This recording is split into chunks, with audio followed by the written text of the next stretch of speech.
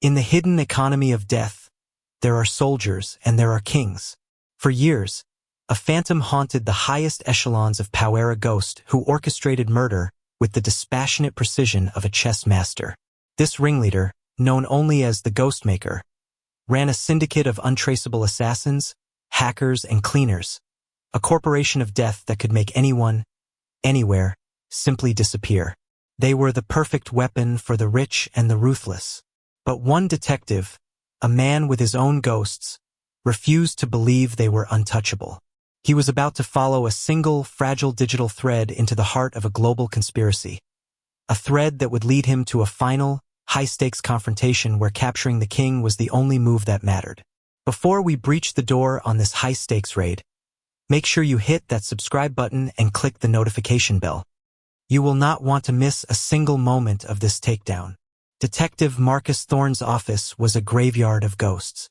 It was a small, cramped space in the forgotten corner of the Major Crimes Division, a place where the unwanted cases and the politically inconvenient truths were sent to die a quiet, bureaucratic death. The walls, painted a drab, institutional gray that seemed to absorb the light, were covered in massive corkboards. These were not the tidy, organized boards of a typical detective, with their neat rows of photos and color-coded pins. Thorne's boards were chaotic, overlapping, and almost pathologically dense spiderwebs of photographs, autopsy reports, financial records, and lines of red string that crisscrossed and converged in a frantic, desperate search for a pattern. Each board represented a single, perfect, and officially unsolved murder. The victims were all high-profile, powerful individuals whose deaths had been, to the world, tragic but unremarkable. There was Judge Alistair Monroe, a staunchly anti-corruption federal judge who had died of a sudden, inexplicable stroke in his own chambers, despite having a perfect bill of health. There was Anika Sharma, a brilliant investigative journalist on the verge of breaking a massive story, whose state-of-the-art, self-driving car had inexplicably lost control on a dry, straight road, plunging into a ravine. There was Benjamin Carter, a corporate whistleblower who had vanished without a trace from a guarded, high-security hotel room, leaving behind only a neatly made bed and an open window. They were all officially closed, filed away by a department eager to avoid messy, unsolvable cases as accidents, natural causes, or unfortunate disappearances. But to Thorne, they were a chorus of the unavenged, all victims of the same invisible hand. They were the work of the phantom he called the Ghostmaker. Thorne was a man haunted by these ghosts, but particularly by the ghost of his former partner, Jake Miller. 5 years ago, Jake had been the victim of a perfect hit-and-run, struck down in a crosswalk by a car that was never found, a car whose image had been mysteriously erased from every traffic camera in a 10-block radius. The case had been Jake's, a deep dive into the financial dealings of a powerful, untouchable corporation. His death had not been an accident. It had been a message, and it had sent Thorne down this obsessive, career-stalling rabbit hole, a lonely crusade that had cost him promotions, friends, and the respect of his superiors. He was a relic, an analog detective in a digital age, a man who still trusted his gut and the worn leather of his shoes more than algorithms and data streams. But he had learned, out of a grim necessity, to respect the new language of crime. He knew his ghost lived and breathed in the dark, cold corners of the web, a phantom of encrypted data, untraceable cryptocurrency, and custom-built malware. The new case arrived on a Tuesday morning, not with a bang, but with a quiet, sterile email from the coroner's office. And it had the same cold, clean, and unervingly perfect signature as all the others. Alistair Finch, the 62-year-old CEO of a multi-billion-dollar tech corporation, had been found dead in his penthouse apartment. The penthouse was a modern-day fortress, a sterile glass and steel box in the sky, protected by a state-of-the-art security system, a private, key-carded elevator, and biometric locks that scanned the irises of anyone who entered. The scene, as Thorne walked through it, was a study in profound, undisturbed stillness. There was no sign of forced entry. Nothing was out of place. Finch lay in his massive, perfectly made bed, the silk sheets barely disturbed. The official cause of death, according to the preliminary report from the first responders, was a massive, acute coronary event. A heart attack. Finch was 62, a notorious workaholic with a well-documented history of high blood pressure and a 3-pack-a-day cigarette habit. It was a tragic but entirely plausible, almost predictable end. The case was already being prepared for the natural causes file. But Thorne saw the ghost's fingerprints, the subtle, almost invisible signs of a master at work. The first was digital. The security system logs for the entire building, a meticulously kept, minute-by-minute record of every person who entered or left, had been professionally wiped for a 6-hour period, from 10 p.m. to 4 a.m. The digital trail of anyone who had come or gone during the night was simply gone. It was a digital black hole, a feat that would require a hacker of extraordinary skill. The second was physical, intimate. Finch, a man of meticulous, almost obsessive habits, had a small, almost invisible discrepancy in his evening routine. A half-finished glass of expensive, 25-year-old single malt scotch sat on his nightstand. The forensics report showed no additives, no common poisons, no sedatives. But Thorne, using what little political capital he had left, had pushed hard for a more detailed, specialized toxicology screen at a private lab, a request that had earned him a weary, exasperated sigh from his captain.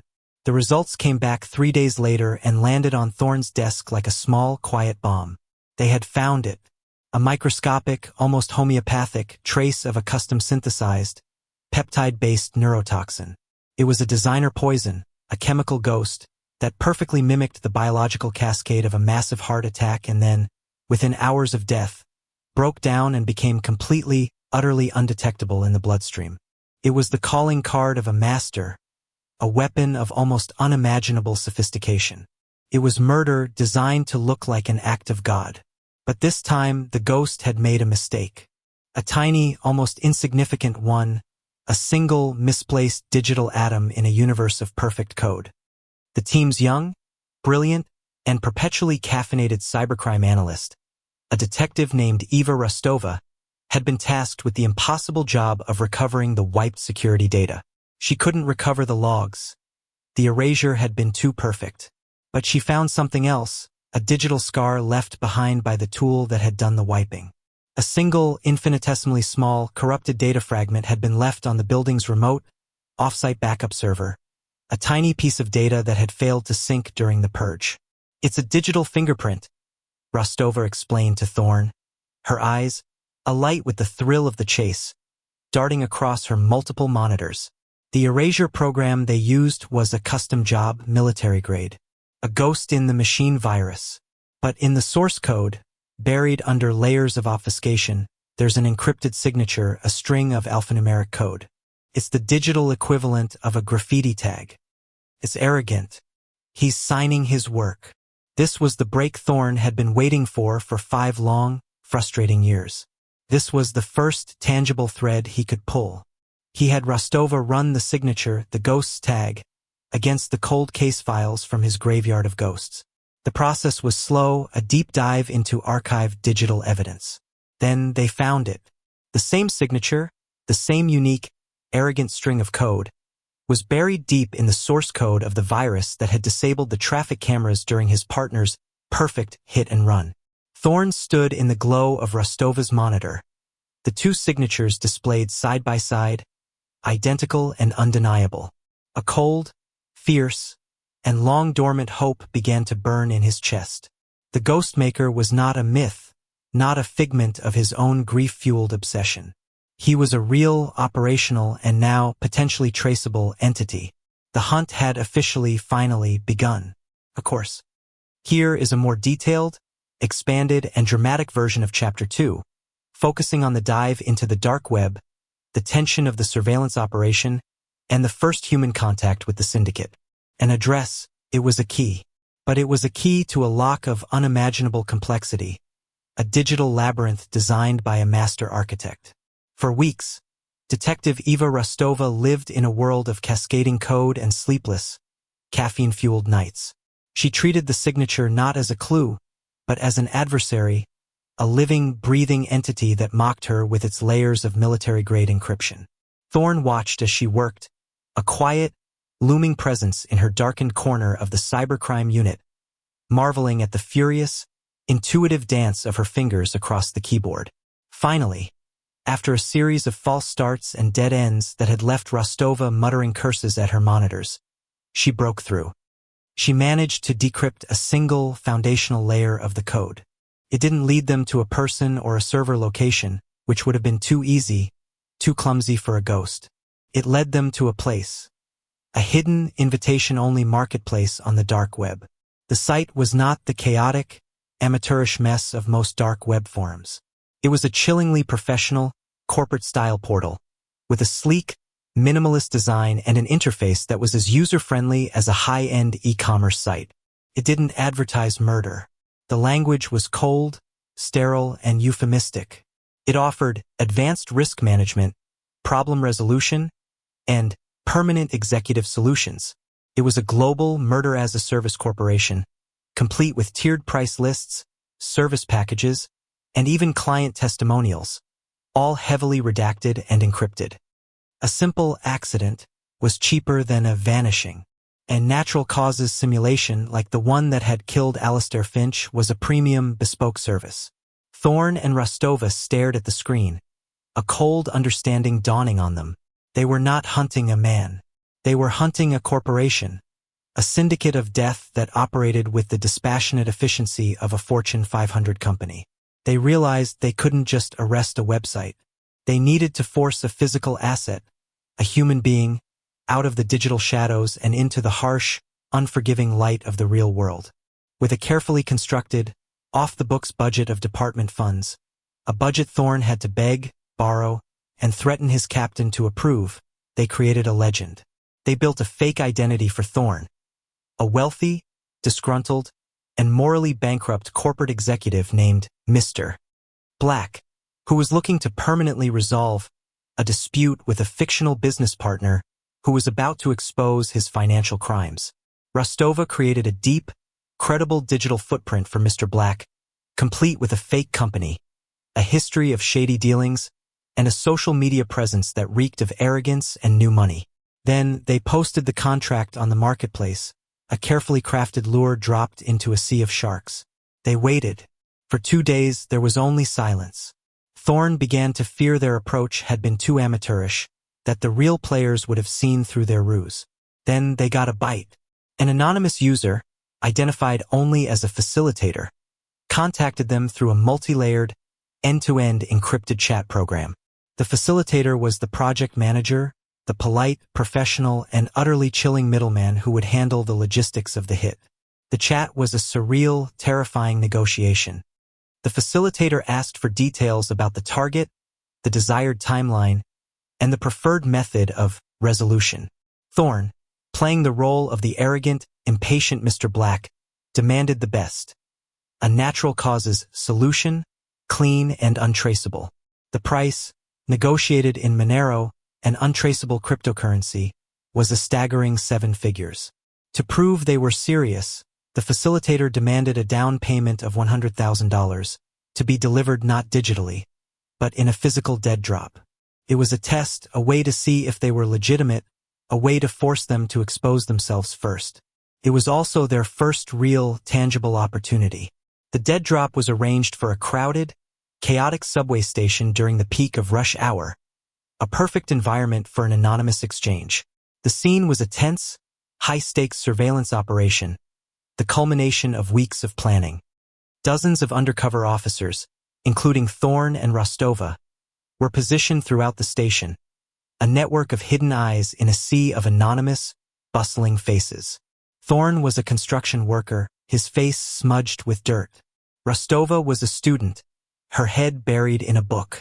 Every street musician, every tourist, every person waiting for a train was a potential suspect or a potential asset. Thorne, as Mr. Black's courier, placed the Packagia gym bag containing the bundled cash and a hidden GPS tracker into a designated locker. He then moved to a coffee shop across the concourse, his heart pounding a slow, heavy rhythm against his ribs. The tension in the station was a palpable, living thing. For an hour, nothing happened. Then, a bicycle courier, a young woman in a bright yellow helmet, weaving through the crowd with an easy, practiced grace, dismounted her bike. She walked to the lockers, her movements casual and unhurried. She opened the designated locker, removed the gym bag, and slung it over her shoulder. She walked back to her bike and disappeared into the flow of the city. The tail was on. A silent, invisible net of surveillance followed her. Undercover cars, officers on foot, and a single, high-altitude drone tracked her movements as she navigated the city's streets. She was a professional, making a series of random, unnecessary turns, checking to see if she was being followed. She led them not to a criminal mastermind in a high-tech lair, but to a small, nondescript, family-owned print shop in a quiet, working-class neighborhood. The team moved in a silent, coordinated breach. They found the young woman, Anya, in a back room, counting the cash. She was not a hardened killer. She was a cleaner, a low-level but crucial piece of the puzzle, a human link in the digital chain. Her job was to collect the physical payments, convert them to crypto, and send them on to the next anonymous node in the network. The woman they arrested was not the queen, not even a knight. She was a pawn. But she was the first piece of the Ghostmaker's invisible army they had ever captured. And Thorn knew that in a game of chess against a grandmaster, even a single pawn could change the entire game. The cleaner, a young woman named Anya, was terrified. She was a foot soldier, not a general. Under the intense pressure of the interrogation, she broke. She didn't know the Ghostmaker's real name or location. The organization was far too compartmentalized for that. But she knew the protocol. She received her orders through a specific, encrypted channel. And she knew the name of one of the network's most feared assets, a legendary ex-mercenary and hitman known in the Underworld only as Silas. Using the information from Anya, Rostova was able to isolate the encrypted channel. It didn't lead to a person, but to a series of heavily fortified, anonymous servers, bounced through a dozen countries in a matter of seconds. The Ghostmaker was a master of digital security. But now they had a new target, Silas. The hunt for Silas was a race against time. They discovered, through a source in Interpol, that Silas was not lying low. He was on the move. He had just entered the country under a false passport. This meant he was active. He was preparing for his next hit. Thorn's team worked around the clock, using every tool at their disposal. They tracked Silas through his known associates, his unique spending habits. He had a taste for a specific, rare brand of cigars, always purchased with laundered crypto. They found him. He was in the city. And through high-level surveillance, they discovered his target, a federal prosecutor who was on the verge of launching a massive, secret investigation into a shadowy consortium of powerful corporate figures. The realization was a chilling one. The Ghostmaker Syndicate was not just a contract-killing ring for hire. They were the private, deniable wetwork division for a powerful, unknown entity. The hits weren't random acts of greed. They were strategic moves to consolidate power, to silence threats, to shape the world from the shadows. They weren't just solving old murders anymore. They had to prevent a new one, and in doing so, they had stumbled into a war they didn't even know was being fought. Of course. Here is a more detailed, expanded, and dramatic version of Chapter 4, focusing on the high-stakes cyber warfare, the tension of the raid, and the chilling, anticlimactic confrontation with the mastermind. The investigation was now a frantic, two-front war, a high-stakes chess match being played in both the physical and digital realms. The first front was the hunt for Silas. Thorn's team, working with a nervous but cooperative Interpol, tracked the mercenary's movements. He was a ghost of a different kind than his master, a phantom of flesh and blood who moved through the world with a predator's seamless grace. They tracked him through the ghost echoes of his expensive habits. The specific, rare brand of Cuban cigars he favored, purchased with laundered crypto from a specialty tobacconist in Amsterdam and delivered to a dead drop in the city. The single malt scotch he drank, a bottle of which was ordered via a high-end delivery service. He was a creature of refined, expensive tastes, and those tastes, for the first time, were making him predictable. They found him. He had taken up residence in a luxury, long-stay hotel under a flawless, high-quality false identity. High-level surveillance was established. Unmarked vans filled with listening equipment parked blocks away. Operatives, disguised as hotel staff, monitored his movements. They discovered his target, federal prosecutor Annika Sharma, a brilliant, tenacious, and utterly fearless lawyer who was on the verge of launching a massive, secret RICO investigation into a shadowy consortium of powerful corporate figures who were all, coincidentally, major clients of the bank where Alastair Finch had been CEO. The web was becoming clearer, the stakes becoming terrifyingly high. The Ghostmaker Syndicate wasn't just a contract-killing ring for hire. They were the private, deniable wetwork division for a cabal of the world's most powerful men. The hits weren't random acts of greed. They were strategic moves to consolidate power, to silence threats, to shape the world from the shadows. They weren't just solving old murders anymore. They had to prevent a new one, and in doing so, they had stumbled into a war they didn't even know was being fought. The second front, the more critical one, was the digital hunt for the Ghostmaker himself. Thorne knew the mastermind would be personally monitoring an operation this high-profile, this sensitive. He would be watching Silas, communicating with him, ensuring the perfection of the operation. This was the opening Eva Rostova had been waiting for. She focused all of her unit's resources on the single, encrypted command channel that linked the Ghostmaker to his assets. She created a sophisticated digital trap, a piece of elegant, bespoke malware disguised as a routine, high-level security protocol update. It was designed to be irresistible to a control freak like the Ghostmaker. It promised to enhance his network's security, but its real purpose was to act as a digital tracer, to latch onto his signal and follow it back to its source. For days, they watched the encrypted channel, a stream of meaningless, garbled data, waiting for the ghost to take the bait. The moment came on a Tuesday night. Silas was on the move, beginning the final phase of his surveillance of the prosecutor. The data traffic on the command channel spiked. The Ghostmaker, while monitoring Silas's progress and feeding him real-time data, made a single, infinitesimal mistake. For a fraction of a second, in a moment of intense, high-speed data transfer, he rerouted a signal through a less secure, commercial satellite node to avoid a minor network bottleneck. It was a minuscule, almost imperceptible error, a moment of computational hubris. But it was enough. Rostova's trap worked. The malware latched on. It didn't give her his exact location, his home address. He was far too careful for that. But it did something almost as good.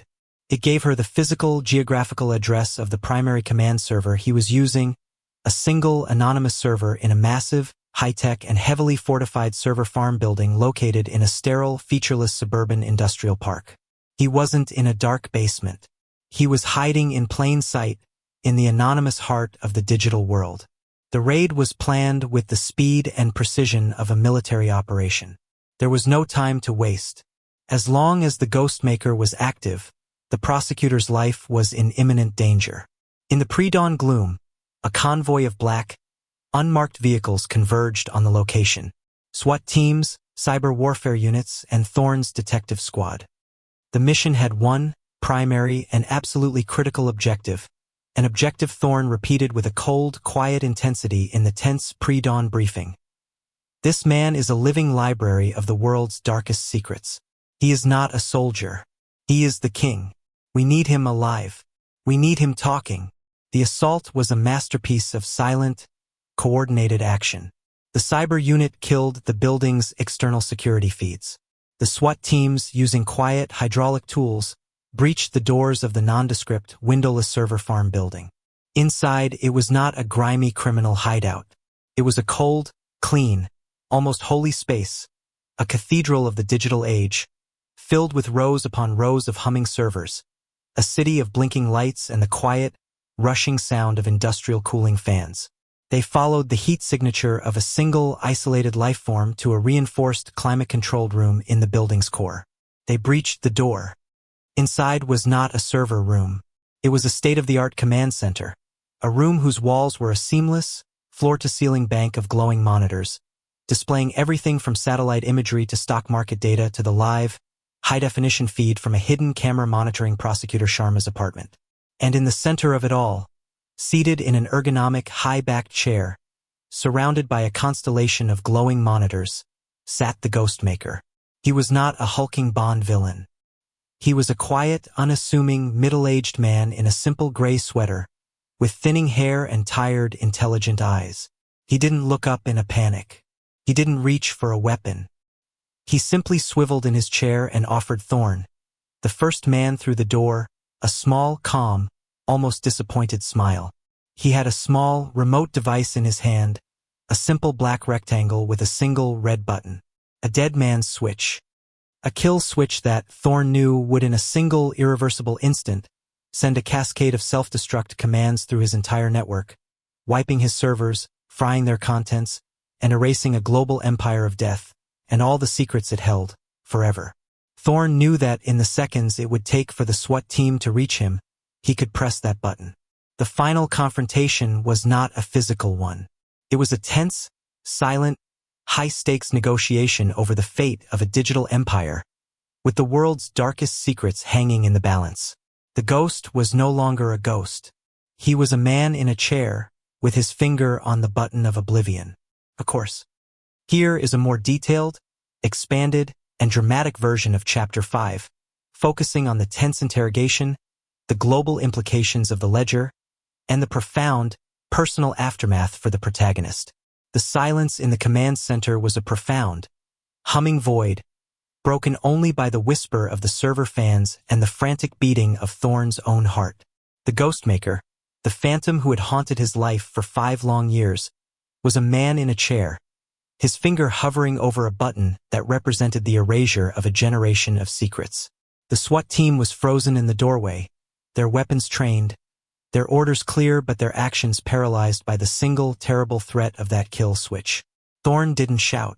He didn't order his men to fire. He took a slow, deliberate step into the room, his own weapon holstered, his hands held open. He was not a cop confronting a criminal. He was a chess player acknowledging his grandmaster opponent. "It's a beautiful system, Arthur," he said, his voice calm and even, a stark contrast to the chaos and adrenaline of the raid. He used the real name Arthur Vance that Rostova had managed to pull, in a feat of digital archaeology, from a single, unredacted corporate document linked to the server farm's lease. The use of his real name, a name he likely hadn't heard spoken in years, was a small psychological blow, a crack in the anonymous, godlike persona he had so carefully constructed. Vance's calm, almost amused, expression flickered for a fraction of a second. A flicker of surprise. A flicker of vulnerability. "You built an empire," Thorn continued, taking another slow step. "A perfect, invisible machine that changed the course of governments, of markets, of lives. It's a masterpiece. Don't you want the world to see how brilliant you were? Don't you want to sign your work?" It was a desperate, almost insane, appeal to the man's profound, pathological narcissism. Thorn was betting everything on the one universal truth he knew about men like Vance. Their ego was their Achilles heel. The thought of his life's work, his masterpiece of a criminal enterprise, vanishing into the digital ether without anyone ever knowing the true scale of his genius, was, for a man like him, a fate worse than death. Arthur Vance hesitated. His finger, which had been pressing down on the kill switch, relaxed by a single infinitesimal millimeter.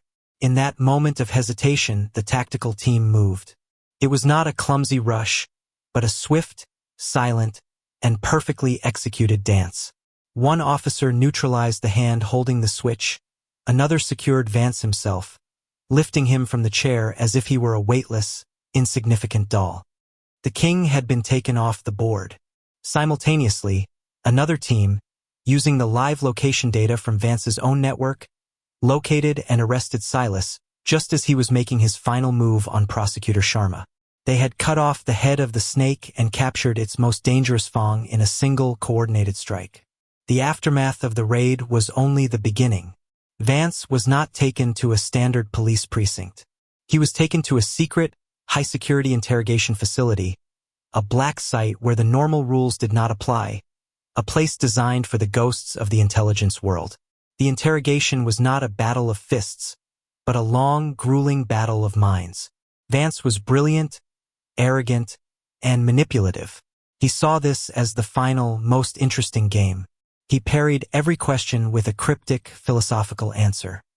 He treated the detectives and federal agents who questioned him with a weary, intellectual contempt. Thorne, who had been granted access to the interrogation, watched for days as the best and the brightest of federal law enforcement threw themselves against the wall of Vance's intellect and broke. He knew they were using the wrong approach. They were trying to break him with threats and legal pressure. But a man who had lived his life as a god had no fear of mortal consequences. Thorne finally got his chance. He entered the interrogation room alone. He didn't bring a file. He didn't bring a list of questions. He brought Rostova. She set up a laptop on the table, and for the next 3 hours, she walked Vance, step by meticulous step, through the digital breadcrumb trail he had left. She showed him the corrupted data fragment, the signature, the flaw in the encryption, the rerouted signal that had triggered her trap. She showed him the single, tiny human mistake in his otherwise perfect, godlike system. Thorne confronted him not with his crimes, but with his single, unforgivable failure. Finally, Vance broke, but he did not break with remorse. He broke with a profound, volcanic, narcissistic rage. He had not been beaten by the brute force of the law. He had been outsmarted. His perfection had been flawed. And in his mind, that was the ultimate humiliation. In a final, spiteful act of a narcissist burning down the world that had, in his mind, failed to properly appreciate him, he gave Thorne a key. It was a small, unassuming-looking cryptocurrency wallet, a physical device that looked like a simple USB drive. On that wallet, he explained, with a cold, triumphant smile, was an encrypted, perfectly preserved, and utterly damning ledger. It contained the names of his clients, the details of their contracts, the untraceable crypto transactions, the proof of their crimes. It was the key to a global conspiracy that reached into the highest echelons of corporate and political power, a list of names that would shatter governments, crash markets, and expose the shadow puppeteers who truly ran the world. "You wanted to see my work, detective?" Vance said, his voice a low, venomous purr. "There it is, my masterpiece. Now, let's see if your world is strong enough to survive it." The story ends months later. The world is in chaos. The release of the Ghostmaker's ledger has triggered a global firestorm of scandals, arrests, and political implosions. The shadowy consortium that had employed Vance is in ruins, its members either in custody, on the run, or disgraced. Thorne is standing in his now empty office, the corkboards, his graveyards of ghosts, finally cleared. He is packing his personal effects into a cardboard box. He is retiring. The department had offered him a promotion, a medal, a seat at the head of the table. He had refused. The hunt for the Ghostmaker, the obsession that had driven him for 5 years, was over. He had found justice for his partner. He had avenged the ghosts. He holds the small, innocuous-looking crypto wallet in his hand, the digital key to the chaos he has unleashed upon the world.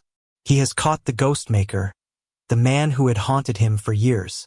But in doing so, he has just uncovered a nest of even bigger, more powerful, and far more insidious monsters. The hunt was over, but he knows with a profound and weary certainty that for the world, the war had just begun. He places the wallet in the box, turns off the light, and walks out of the office for the last time, leaving the ghosts, finally, to rest in peace.